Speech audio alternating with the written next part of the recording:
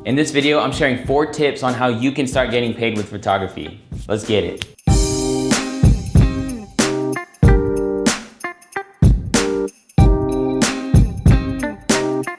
Hey, what's up? I'm Omar Eltakrori, and this channel is all about helping you take better photos. If you're interested in all things photography, sometimes I even talk about things like today in regards to making money, then consider subscribing. And I'll be dropping videos every Tuesday, so make sure to hit that bell so you can be notified when new videos are posted.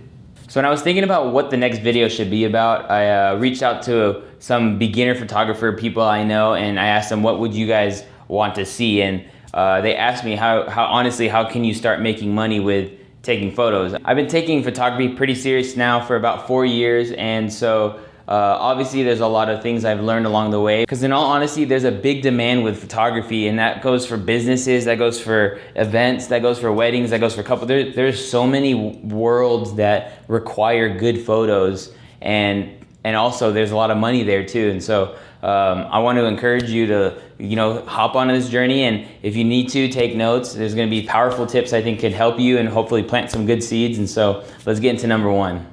I would say my number 1 tip is that photographers are investors. And what I mean by that is kind of the way you approach this, and I don't even want to say profession because it could be a hobby, but even as a hobbyist, everything you think of in order to advance and produce better products, it's going to ask of you to provide the first step of resources. And maybe that's money, but also that might be your time, and that might be other things, and we'll get into that. But the first thing, I just wanted to kind of change your thinking in that regard. A lot of people I know that take photos, and some for fun and some for wanting to eventually get paid for it. I noticed that they don't feel that they can or they should be buying the necessary things they need to take their photo game higher. And by that, I don't mean the newest necessary or the most expensive is necessary. I mean that there are certain things you can do that in order to start to make money, you're gonna have to make some purchases somehow, some rentals, what have you, to be able to produce a better product for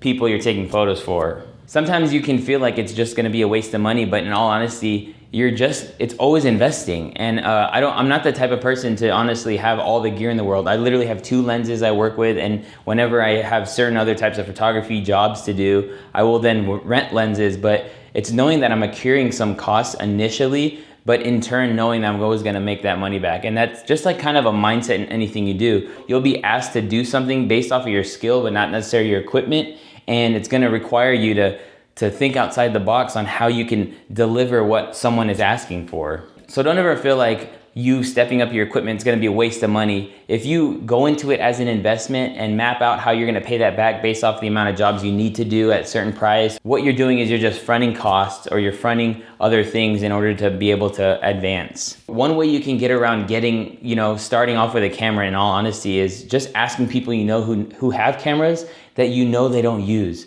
It's so funny, me and my wife go to a lot of family functions, and my mom's side is Filipino, and a lot of my uncles, my titos, have all these big old Nikon, Canon cameras, and they're just like these fat kit lenses and this huge flash, and they're putting it on automatic, and they're just taking pictures. And I think every family has that uncle that has a nice camera, or maybe has 2 or 3, and you can get your hands on it. Just know that there's a lot of money that people are paying for good photos, and in all honesty, they're photos that they can't take. And so if you can deliver the photos they can't take, then you win and you get paid. Number 2 is invest your time. Initially, I think free work is honestly your best friend. Like whether that's like going creative and just doing stuff to do stuff, like you're working a full day, but at the end of the day, it's golden hour, and I'm just gonna go out and take some photos of a friend. And also free work as in, like a gig that you're doing for free, shooting a quinceañera, and you don't make a dime from it. Like when you're doing free work necessarily, there's more or less a soft expectation. So it kind of relieves pressure from your end to just be able to learn freely and not be able to, be stressed out to try to deliver, photos that you don't know if you can deliver or not. And another way you can invest your time is tutorials and YouTube. You're on YouTube, and so I think that's like half the battle. But the second part is kind of putting these things into actual practice. And I'm a self-taught photographer and videographer. It was almost just like my desire to just want to get better in this that I would just, stay up late nights looking how to make the background blurry on an image, or, how do people do smooth slow motion for video, and all these other things. I put in the time and didn't get paid to learn, but in turn, years later, it kind of helped. Funny story, my brother actually started to see kind of like the money I was starting to make doing some photos, and in all honesty, like, you get to a place where there's some things that are easy, and I'm always talking through it, and he always asks good questions. And his girlfriend had a camera that was in the corner of the room, and it was a Canon 30D. I don't even think you can buy that camera anymore on any platform, and it was still a full functioning DSLR camera, so you can learn all the settings you need to know, and it had a kit lens. And so for about 2 weeks, he was just messing with it, bringing it everywhere he went.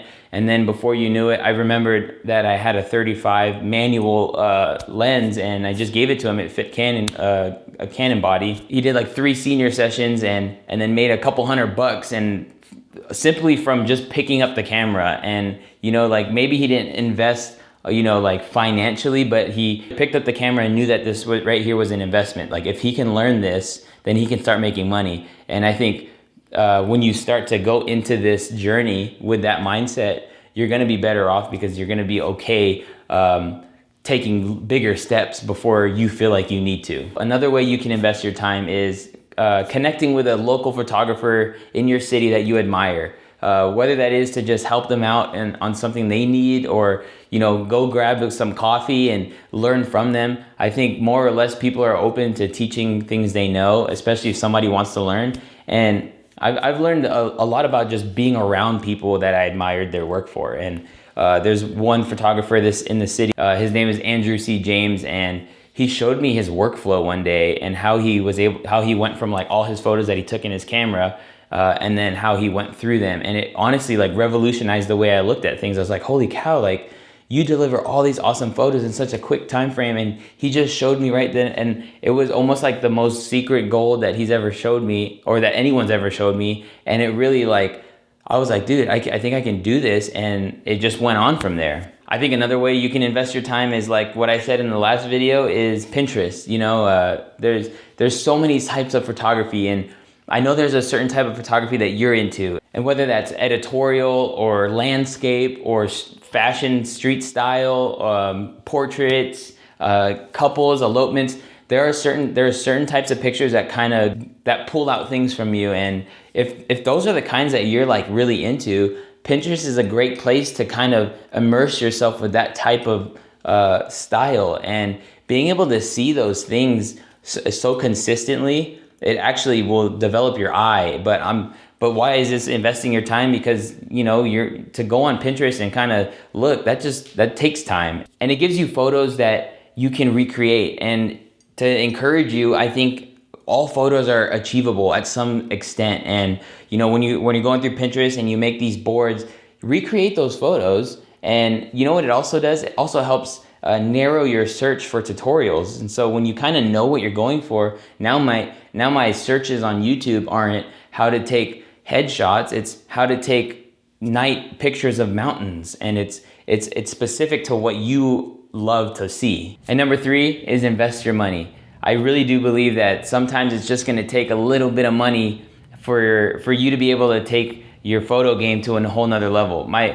For the first while, I did all kinds of types of photography with the famous Canon Nifty 50. It was a $130 lens that was, in all honesty, took the photos that people wanted. It took clear subject photos with a very blurry background. And understanding the technology of photography now better, it did the job. Like, it was $130, but then when I started to realize that I paid it off in no time, and then it was like, holy cow, this lens is now making me money. And that's kind of just a way you can invest your money is in your actual camera and your equipment and your lenses. Another way I think you should invest your money is in websites. There's a ton of free website options like Wix.com, and Squarespace also has free templates. But I've personally found that, paying the price for certain templates that I was into, and then also my domain, and there are some upfront costs in having a website, but it saves so much time when somebody says, hey, do you have a website? Yes. And so, if you don't have anything right now, like you could start a free website.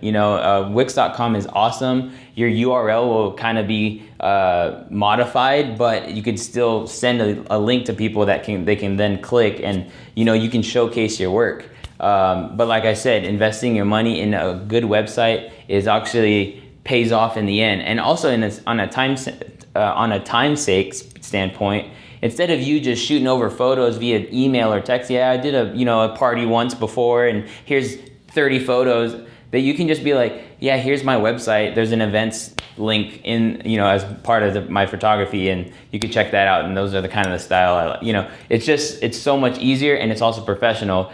And what did it cost you? $100 to look and sound professional. Like, that's priceless stuff to be able to come off that way, And I just want you to remember that you're not spending money, you're investing. And so just always keep that in mind. When I'm saying like you're spending money to buy these lenses, yes, the action is spending money, but the spirit behind it is investing. It's not thrown in the trash, it's money to get you further so you can then make more money. And my fourth and final tip on how to make money with photography is to invest in people. And what I mean by investing in people, I think you should always start thinking about how your job as a photographer, and I guess specifically saying in regards to people who take pictures of other people, not necessarily landscape, but your job is to make other people look good. In my personal opinion, my passion is to help people look better. And not saying that they showing people who they're not, but it's almost like showing the best of who they are. And from a standpoint as a photographer, I take that pretty serious, and like I do find, and I'm gonna be just straight up here, I do sometimes struggle with the idea of taking pictures of a good looking couple and looking at the photos and wishing that I could have taken them of me and Amanda. And sometimes it's like, dang, like there's no one ever there to take, awesome pictures of us, and like I have my camera around taking pictures of everybody else. But then I always go back to the fact that like, I'm not doing this just to do this. I'm doing this to make people look good. I'm doing this to pull out the best moments from people's love and take out the best moments from people's life achievements, like graduation photos. And it really is a profession where you're constantly investing in other people. Also, I would say another scenario or a way you can invest in people with your photography is, let's say a couple just got engaged and they're not necessarily the richest couple on the planet, and they kind of don't even have enough money to pay you for a session. But you know what, like they're a good looking couple and they can use some good pictures. You know what, like you can use that to bless them with, take a free session, or hey, I'll give you a super discounted rate. I really want to just, get you guys some good photos. And that would actually help your website, your free website. Now you're able to send your website to a future client, and you have taken these awesome engagement photos, and regardless of what was communicated, that person doesn't know how much they paid you to take them pictures or how much they didn't pay you to take those pictures. All they know is, dang, those pictures are good, and it helped you get out there. And it always starts, that way. But I think you can even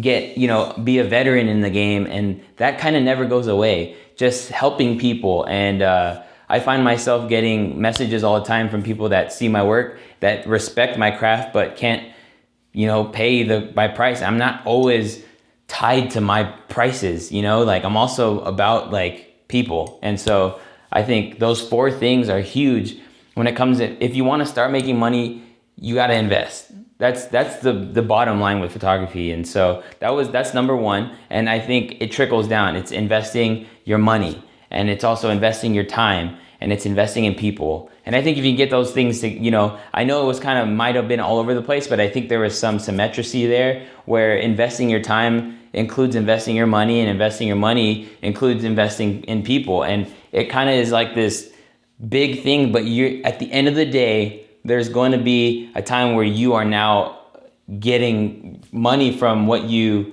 love doing. I think it's the craziest thing is that people pay me to take pictures. Like it's a camera and it's a picture. Like it's the craziest thing, but I do psych myself out because it's like I see the people I admire, and I'm able to achieve those things because of the time I've spent late night just looking up stuff. And now being able to like really work my camera and pull the best settings out my camera, it's just like, it's so cool. It's just like.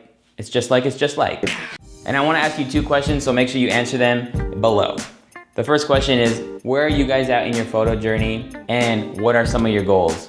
Let me know and let's start a conversation. I wanna help you, I want you to help me, and we can get further together. If you found this video helpful or valuable, could you please like it, subscribe if you'd like to learn more about photography and help take better photos. And I hope to catch you soon. Make sure you can follow me on Instagram. I want a bajillion followers. And so it's at Omar Eltakrori. Peace out. Comments below. Love y'all. Yeah.